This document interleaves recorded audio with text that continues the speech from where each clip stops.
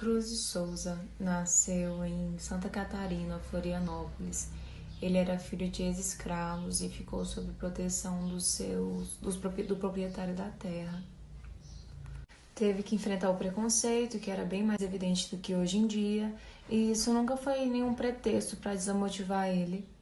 Ele foi diretor de um jornal em 1881 e logo depois ele foi nomeado a procurador público e foi recusado por ser negro. Cruz de Souza herdou sua linguagem do parnasianismo e ele foi vítima de tuberculose que se agravou e ele chegou a falecer. Bem, a estética literária presente na obra escolhida é o simbolismo, e ele surgiu primordialmente na Europa, mais especificamente na França, onde os poetas que lá se localizavam, os poetas franceses, começaram a ter um certo movimento reflexivo acerca das próprias obras deles mesmos. Ou seja, começaram a ter uma visão diferente, por outro lado, dessas produções. O autor bastante importante nesse âmbito internacional e que ajudou a disseminar o simbolismo foi Charles Baudelaire, em 1857, com a obra As Flores do Mal. Já o simbolismo no Brasil iniciou-se no fim do século XIX e antes mesmo de ser batizado já teve resquícios em obras de Raimundo Corrêa, com as características de reflexões morais e sociais presentes nessa obra. O simbolismo, antes mesmo de ser nomeado dessa maneira, era conhecido como decadentismo e foi batizado com esse nome que conhecemos atualmente em meados de 1886. O simbolismo influenciou bastante teatro, literatura, artes plásticas, embora não tenha sido tão famoso e tão reconhecido na época como o parnasianismo, que foi a estética anterior ao simbolismo. Essa estética também é conhecida bastante por ser oposta ao parnasianismo, embora tenha alguns aspectos comuns na parte da construção, como a presença de rimas, vocabulário erudito e uma certa regularidade métrica. O simbolismo, num âmbito geral, ele carrega ideais espiritualistas e filosóficos, assim como o misticismo e a negação de uma realidade subjetiva.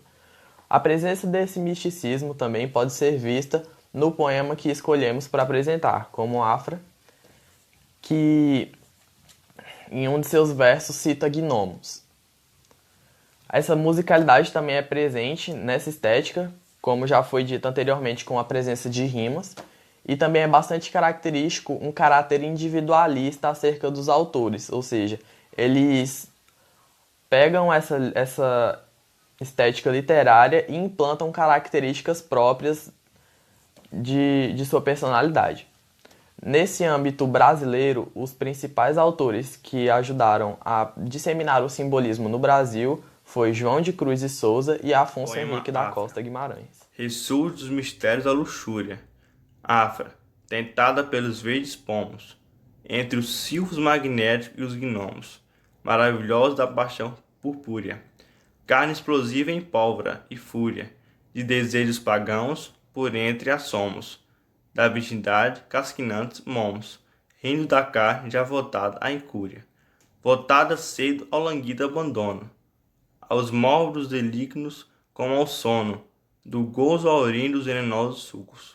Sonde, Deus das lascivas pompas, a proclamar a impávida por trompas, amores mais estéreis que eunucos. Analisando o poema Afra, procurei entender o sentido do poema, o sentido simbólico e qual a forma linguística que o autor utilizava para atingir no leitor o efeito que ele queria das suas obras, o que estava ali dentro daquelas entrelinhas.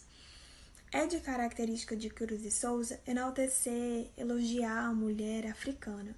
E nesse poema Afra, a gente pode perceber como ele aplica um certo poder, uma cobiça sobre a mulher. Cruz de Souza utiliza nesse poema metáforas sinestésicas e um vocabulário celestial para atingir o efeito que ele almeja no leitor. E também é retratado nesse poema a dominação sobre os negros e também dá ênfase ao emblema de superioridade. No poema Afro 87, os negros eram inferiores aos brancos. Além disso, raramente faziam atividades intelectuais. a sua maior contribuição para a sociedade era pela força corporal e pelos trabalhos braçais. E sua cultura, bárbara e primitiva, não contribuía para o desenvolvimento da população.